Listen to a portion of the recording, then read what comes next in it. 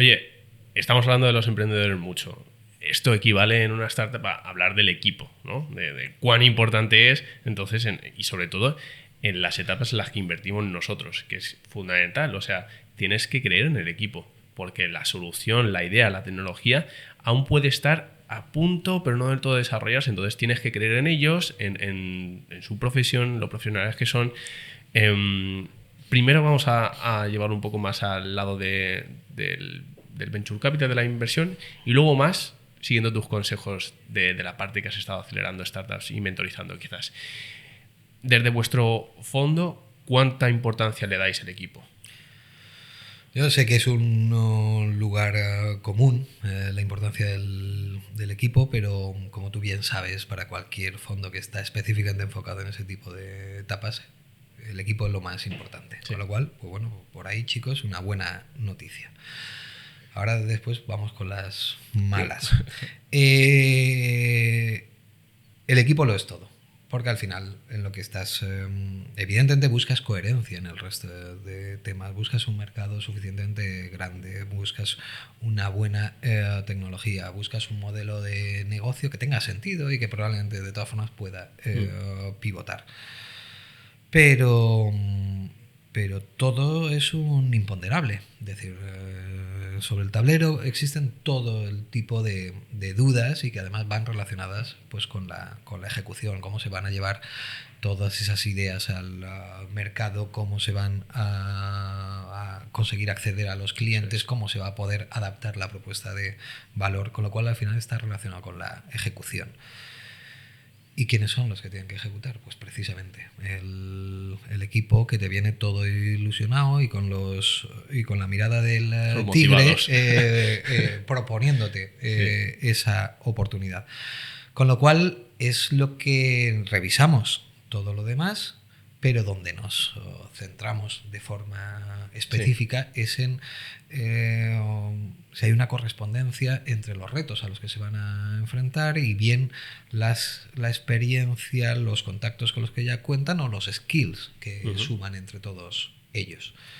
Eso es lo que más pesa a la hora de tomar las decisiones e incluso también evidentemente las relaciones internas, y ya entramos más en un tema pues casi psicológico y de análisis de personalidades dentro del equipo, porque de la misma manera que son relevantes sus skills para afrontar con garantías todos esos retos, también la mayor parte de los problemas y de los riesgos a los que se puede enfrentar una startup en esas primeras etapas pues vendrá de conflictos, tensiones, relaciones de confianza malentendidas, malentendidas, expectativas, como tú indicas, entre ellos. Con lo cual, pues oye, procuramos evaluar todo eso. Pero ahora vamos a entrar, si me permites, en la mala noticia y cómo evolucionan las cosas, y creo que también es importante entenderlo.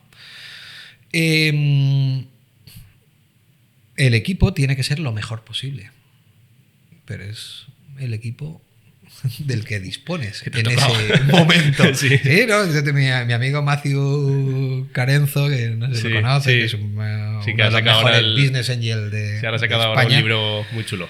Siempre dice que es el equipo que tienes disponible. Es decir, como la familia que te ha tocado. Evidentemente nadie puede pensar que se han alineado los astros y tú que montas una startup en Murcia, y digo Murcia porque voy ahora para el Congreso de Murcia, pues oye, resulta que es que además tu cuñado y el primo de tu hermana pues son el mejor CTO o el mejor responsable de operaciones o vendedor de la galaxia. No, evidentemente es el equipo lo suficientemente motivado y en cierto modo para llevar a cabo esa idea, desesperado como para subirse al barco en unas circunstancias pues bueno, en las que las posibilidades de éxito son mínimas. ¿Con eso qué quiero decir? Que también los equipos tienen que evolucionar, ¿vale? Las capacidades y las skills serán buenas en una determinada etapa y habrá otras en las que o las personas se reinventan o probablemente pues los protagonistas de ese viaje tendrán que ser otros y tendrán que producirse cambios dentro de los equipos. Pero es que hay muchas veces en las que estoy hablando incluso a nivel de CEO. Pero es que también cambia todo el panorama. Quiero decir, nosotros, los fondos Pre-Seed, como Plug and Play o como First Drop, pues como digo, nuestro foco es específicamente ahí. Pero sin embargo, los fondos que van a entrar más tarde, en fases más avanzadas, en lo que se van a fijar es en otras cosas. Eso es. Es decir, en otro tipo de métricas, en otro tipo de palancas de crecimiento, en los resultados, en las ventas. No van a tener ese foco tan psicológico en el equipo, sino que se van a ocupar de números, de márgenes y de resultados que no tienes. Claro, pues parece que ese escollo ya haya pasado, ¿no? Esa fase en la que, bueno, tu equipo aquí ya tendría que estar del todo establecido y bien, sin ningún problema. Nunca está del todo establecido. El tema de las startups, y hay muchos casos ahí para verlos, es como yo siempre digo, que es como reparar un avión en pleno vuelo. Es decir, tienes que estar constantemente adaptándote. En determinadas ocasiones, y además es alucinante de ver, pues oye, son reinvenciones personales, reubicaciones, cambios de responsabilidades, estructurar la empresa de una forma adecuada para incorporar talento también de nivel que te sume y que te lleve a otra división. Pero también hay otras veces en las que uno u otro de ese equipo, pues oye, es consciente de que ha llegado al fin de su etapa y tiene que dar un paso atrás. Es decir, esto es un mundo maravilloso, alucinante, que somos unos privilegiados por acompañar y por acompañar, pero que está en constante movimiento. Cortito. En cuanto a los equipos, ¿prefieres que sean más personas o menos personas? Y esto tiene mucho trasfondo, pero ¿por qué te decantarías tú? Yo digo equipos grandes a nivel de fundadores. De co-founders. Tengo 4 fundadores, 5, y esto al final son como los trabajos del cole. Trabajan 3 y 2 están... Bueno, vamos a ver. Este tema siempre hago muchas apreciaciones porque quiero que se entienda suficientemente bien. Esto no es una recomendación de cómo organizar una empresa, que es algo que, por ejemplo, en LinkedIn, pues evidentemente con la limitación de caracteres, pues nunca se entiende, y ahí es donde te cae todo el hate. Una empresa con 4 fundadores o con 5 fundadores puede funcionar perfectamente bien. Pero no es lo que más gusta a los VCs, por una serie de razones que están pues muchas veces pues también relacionadas con la experiencia que tenemos y con que ya tenemos suficientes riesgos con los tecnológicos, con los de mercado, con los de desarrollo de la idea, como para además también convivir con los de equipo. ¿Qué es lo que pasa con los equipos demasiado amplios? Pues en realidad, sencillamente que hay más gente que se tiene que poner en común y que se tiene que alinear. Más y opiniones. Es razonablemente legítimo pensar que aparecerán las discrepancias. Cuando además no se ha hecho el trabajo adecuado, que es bastante habitual en este tipo de etapas en la que todo se mueve por confianza, no hay una documentación de procesos, no hay un pacto de socios que regule las relaciones, pues eso puede terminar en problemas graves para la empresa o, digámoslo así, que afecten a su invertibilidad. ¿Vale? Que no quiere decir tanto que la empresa no lo pueda hacer bien, pero que resulte menos atractiva para un inversor. Porque, oye, pues resulta que ese quinto mariachi que estaba en la ecuación, pues no solamente deja la empresa, sino que además se lleva su porcentaje de participación en la misma debajo del brazo, diluyendo al equipo fundador y debilitando su posición en cada una de las rondas sucesivas. Con lo cual, al final, ¿qué es lo que buscamos los VCs? Y vuelvo a insistir en que no es una recomendación general. Buscamos equipos no excesivamente amplios. Generalmente se baraja un número pues entre 2 y 3 fundadores, básicamente para que puedan unir esas personalidades y esas habilidades complementarias, Sí. ¿vale? Pero y se huye un poco pues de los grandes grupos de cofundadores para evitar ese tipo de problemáticas.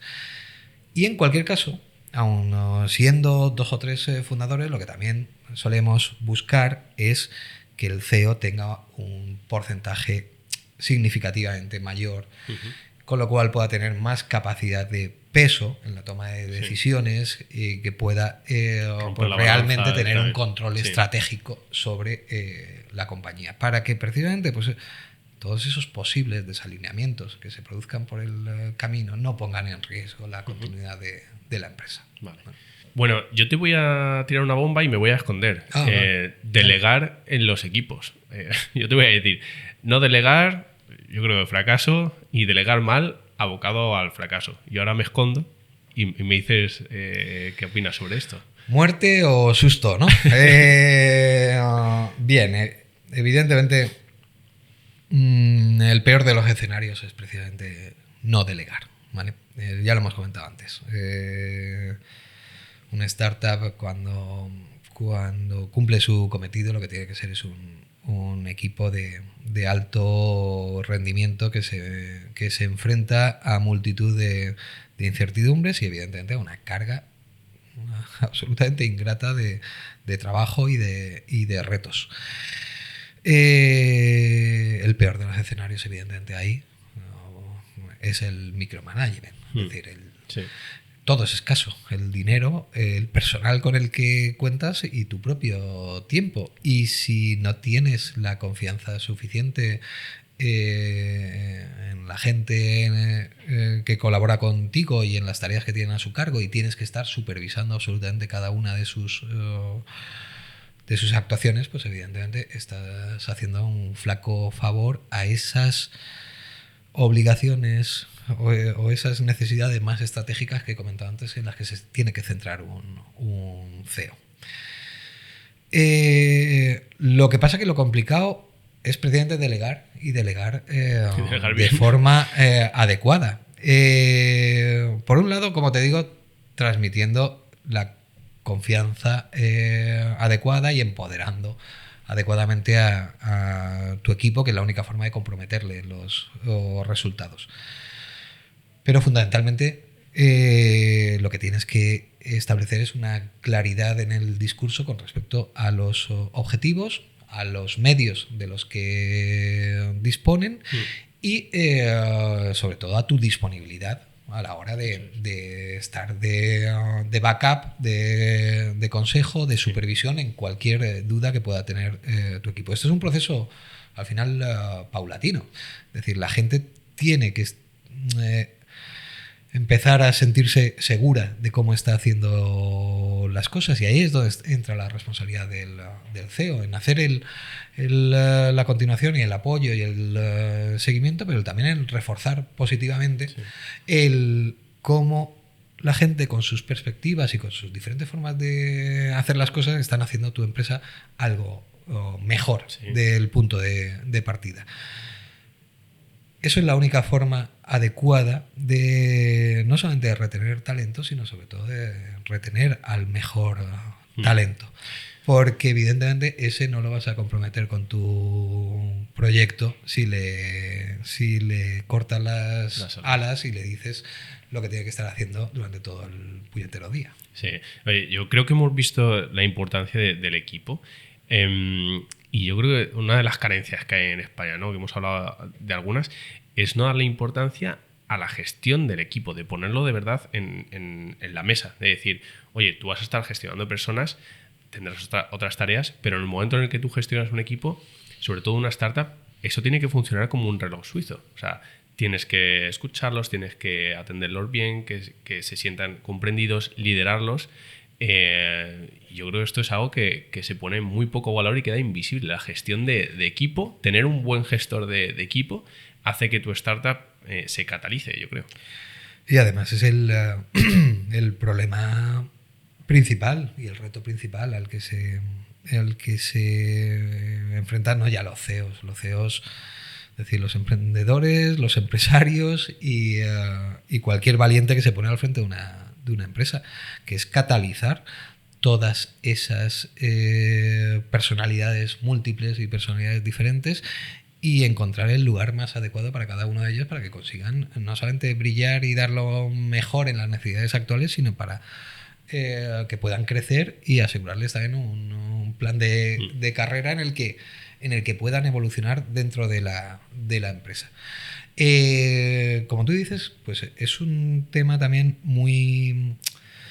No sé si muy español, que aquí somos siempre muy del ordeno y mando y de la estructura jerárquica, pero sí que es verdad que a nivel comparado, pues oye, se ven bastantes diferencias. Para mí sigue siendo una de las asignaturas pendientes. Nosotros, sí, a nivel de fondo y precisamente por donde entramos, por el tipo de etapas en las que entramos, pues oye, no solamente invertimos, porque también sabemos que no todo está perfecto y que hay muchas cosas por hacer. Y queremos ser protagonistas o ser activos en ese proceso de echar una mano a todo nuestro portfolio. De hecho, pues tenemos un programa de acompañamiento, evidentemente, pues que todo hay que decirlo hoy en día, gratuito para todo nuestro portfolio y que además desplegamos después de invertir. Es decir, no es algo que... No es un proceso de aceleración que lanzamos para abrir el melón y ver en qué startups invertimos, sino que una vez que ya hemos invertido en esas startups y forman parte de nuestro portfolio, ahí desplegamos recursos gratuitos, personales a su disposición, tanto por parte de nuestra, de los partners, como por una de las partes que estamos más orgullosos de nuestros inversores, que son además también, pues oye, grandes referentes, founders, ex-founders de startups de éxito que las han hecho crecer, las han internacionalizado, las han hecho grandes y que no solamente confían en nosotros como inversores en los fondos, sino que también se comprometen en ese proceso. ¿Y a dónde voy? A que, pues oye, ahí trabajamos cualquiera de los retos que tengan las empresas. A veces es de tecnología, otras de go-to-market, otras de operaciones. Siempre están las de gestión de equipo, incluso te diría también, oye, de gestión psicológica y de apoyo y de coaching a los emprendedores en esa tarea tan solitaria y tan ingrata que es la de catalizar esos equipos y sobre todo hacerlos crecer.